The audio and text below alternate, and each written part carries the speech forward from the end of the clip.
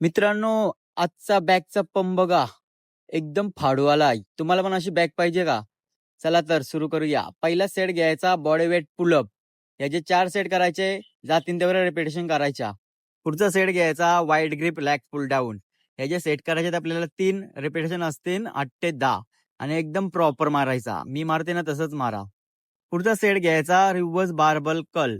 याचे सेट करायचे तर आपल्याला 3 रिपिटेशन असतील 12 ते 15. एकदम फिल झाली पाहिजे प्रत्येक सेटला बॅग. पुढचा सेट घ्यायचा सिंगल हँड केबल कल. भाई अशी फाटलेली ना इथं, म्हणजे बॅग एवढी ट्रेस झालती ना का डायरेक्ट क्रॅम्प येत होता. पुढचा सेट घ्यायचा सीटेड रो. भाई इथं बॅग खरी फिल झाली पाहिजे हा.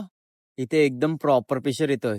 बॅकला व्ही शेप पाहिजे ना तर प्रत्येक फेरी ही एक्सरसाइज ट्राय करायलाच लागेल. याचे सेट करायचे आपल्याला 3 रिपिटेशन असतील 12 ते 15. पुढचा सेट घ्यायचा क्लोज ग्रिप लॅग पुल डाऊन. भाई इथं लोअर लॅक व आवरा प्रेशर येते ना, ही एक्सरसाइज 100% ट्राय करा आणि वर्कआउट पण ट्राय करा. बॅक एकदम अशी फाटून बाहेर निघेल. पुढचा सेट घ्यायचा स्मिथ मशीन बेंड ओव्हर. या जे सेट करायचे आपल्याला 3 रिपिटेशन असतील 8 ते 10. लास्ट सेट ट्राय करायचा बॅक साठी बॅक एक्सटेन्शन.